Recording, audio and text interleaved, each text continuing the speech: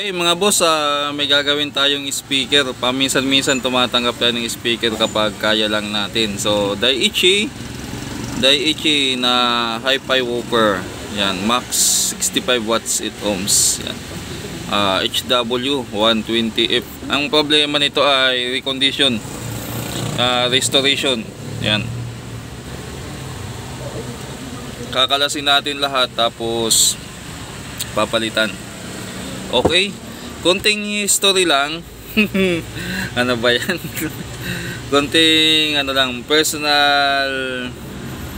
May ano tawag dito? Kumbaga may personal attachment sa akin yung brand na Daiichi, lalo na yung ganito. Kasi nung maliit pa ako, siguro elementary days ko, naalala ko yung father ko nag-assemble ng sound system niya, pambahay lang. So lahat siya yung nagbuo, siya naggumawa ng box, siya din yung nag-assemble ng amplifier. Pero take note, hindi technician yung father ko. Ang father ko ay sundalo tapos naging pulis. Pero dahil sa background niya, marunong siya magano. So ang gamit niyang panginang nun yung Nicolite, tapos yung soldering iron niya yung binabaga. Yung iniinit sa ano. So nakagawa naman siya, siguro mga 80 watts na amplifier na mono lang. Tapos ganitong speaker ang ginawa niya. Actually hanggang naging technician ako, andito pa yung speaker na yun eh. Kaya lang nung nandito na ako sa Maynila, wala na, napabayaan na rin yung speaker na yun. Pag uwi ko dun sa probinsya, wala na, nakalakal na. So gagawin natin to.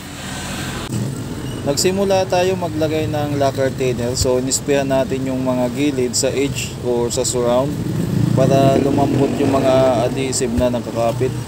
Yan, pinaliguan muna natin. Tapos medyo makunat pa rin. Hindi natin pinilit, baka mapunit. Nilagyan pa rin natin. Medyo makunat pa rin. Hinayaan na natin na sumipsip muna yung lacquer thinner na pantanggal natin sa adhesive. Nakaragbi kasi yan, sinubukan natin. Ayan, medyo napansin natin na medyo matigas pa nga yung pinaka adhesive niya. So dinesisyon na natin na kalasin na lang yung buong kon. Pagkalas natin, hindi natin namalaya na malutong na rin pala yung ano niya, yung damper niya o yung spider. Ayan, mapapansin nyo malutong na talaga. Kaya kinaskas ko na lang lahat yan para malinis. Sinubukan natin kiskisin, lagyan natin ng maraming thinner. Ayan, habang inunti-unti natin na nung lumambot na yan, inunti-unti natin kiskisin hanggang sa makuha natin yung mga na-stock na rugby yan na dumikit o mga glue na pandikit siya. Sinama na rin natin yung itong guard o kaya itong rubber foam dito sa may edge. Yan, kasi lumambot na siya nung sumipsip na yung lacquer thinner, kaya hindi na tayo nahirapan na kalasin at mabilis na. Yan, yun ang trabaho ng lacquer thinner, para mabilis talaga makalas pag kaya kunting kiskis na lang tayo dyan, madali nating nalinis. Sunod natin na ginawa, pinunasan natin ng basang-basahan yung ilalim ng frame or basket nya, kasi puro alikabok na, para mawala naman yung dumi. Yan, nilinis natin yan, pinunas natin. Nakailang punas tayo dyan mga boss. After nyan, yung butas naman o yung sa pagitan naman ng ng magnet o kaya yung center pole, may mga naiiwan kasi mga alikabok din dyan o mga residue. So gumamit tayo ng masking tape para kumapit dyan sa masking tape yung dumi. At meron pa rin ako na-stock na mga materials. Meron tayong pigtail, ayan, damper, kaya lang hindi na pantay, hindi na magkasing size. Dust cap okay pa, at saka yung cone na 12 inches. Nag-order na lang tayo sa online ng damper. Okay, for resibo, tingnan natin kung dumating na yung order natin na spider o kaya damper, tawag dyan, spider o damper. Okay, putol na yung natin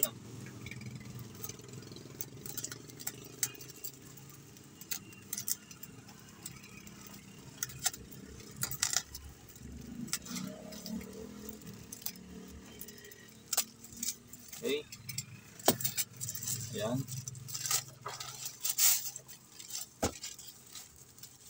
Nakasil pa, nakabalot.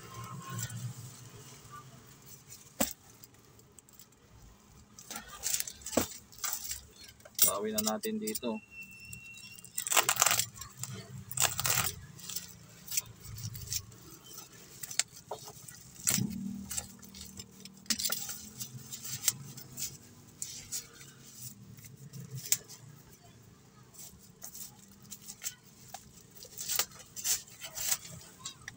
No? Maganda yung paka-empake mga boss. Talagang ano eh.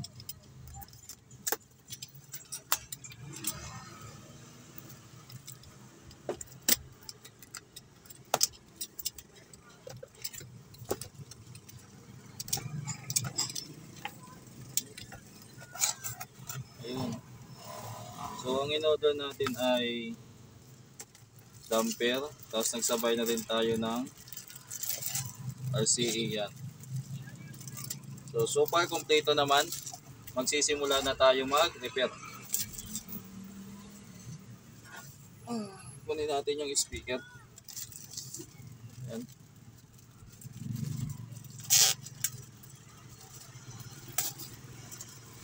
Sukat natin kung pwede to. Ayan, sakto lang. Sakto lang mga boss. Konting adjustment na lang yan. Ayun. Okay.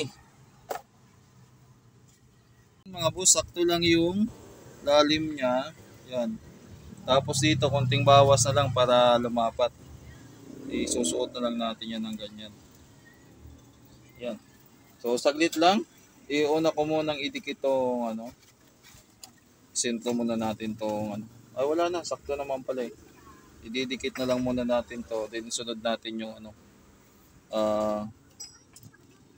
Tawag dito. Asa na ba yung rugby ko? Rugbyhan lang natin. At nagsimula nga tayo mga boss sa pagkabit ng damper. Ayan, naparami din lagay natin ng rugby. Pero okay lang yan. Nilagay na lang natin sa damper yung extra na rugby. At ilalagay natin dyan yung panibagong damper na in-order natin sa online. Sakto naman at dumating agad. Ayan. So pag ganyan, hindi agad kakapit yan mga boss. Unti-unti muna natin yung hihilutin. Yan, ihimasin natin ng ano hanggang sa matuyo at kumapit ng husto yung pinaka-rugby niya. Yan. Hinihilot natin ng paulit-ulit hanggang sa kumapit yung damper sa frame.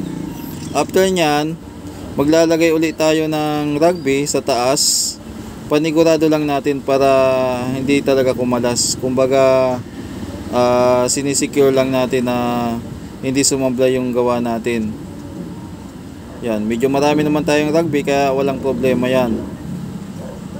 Hihimasin natin hanggang sa susunod naman yan ay pag natuyo na yung rugby, ilalagay natin yung coil. So kailangan yung mismong wire ng coil nakatapat din dun mismo sa terminal ng speaker. Lalagyan natin ng plastic yung sa mounting jaw pang align o kaya para iwas magkaroon ng sayad o hindi sumayad yung voice coil sa center pole o sa gilid.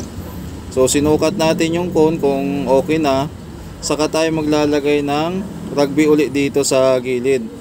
Yung kakapitan ng damper ng edge or surround, yung pinakagilid niya. Yan, iikutin lang natin yan. Yan, tansya-tansya na lang sa dami ng rugby.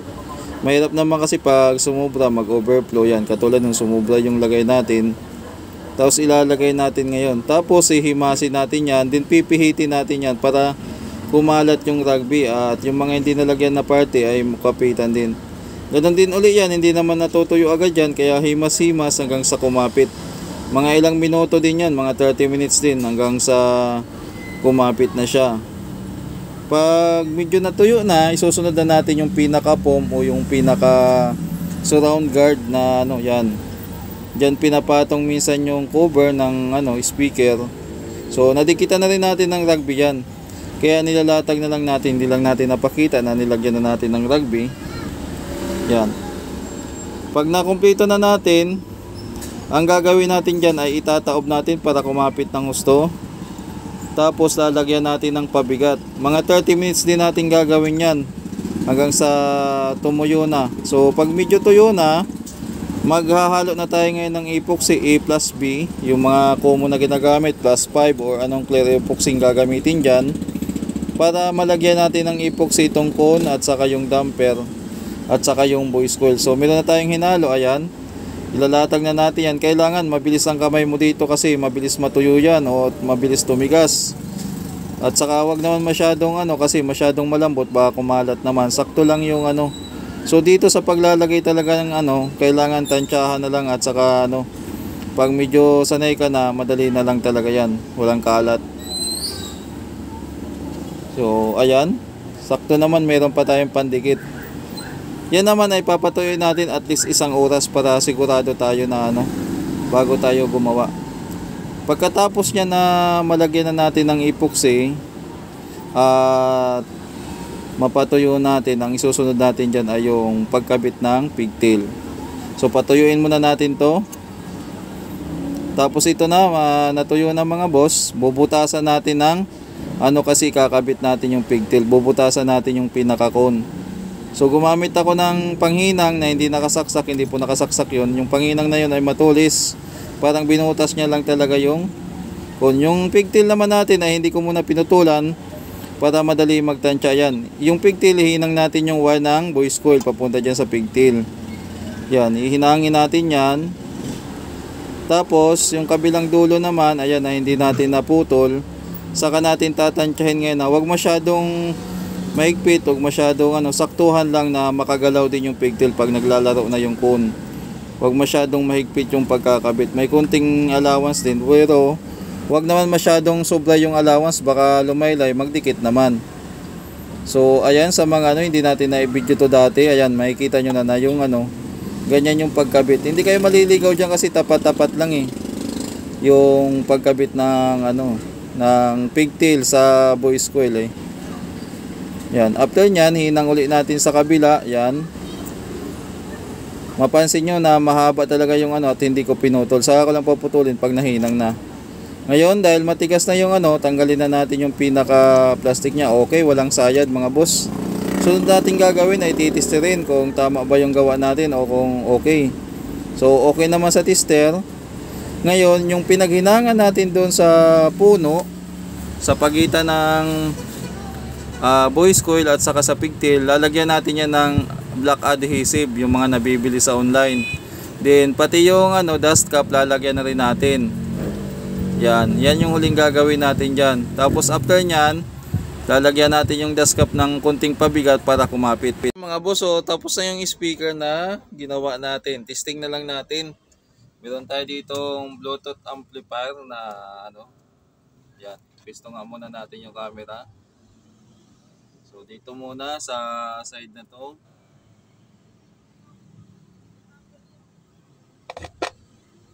Naka-register siya na GCash. So tawag dyan, click kay. Sa kabila naman, dito naman. So itong side naman na to yung tutukan natin. Huwag matumba. Itong aking yan.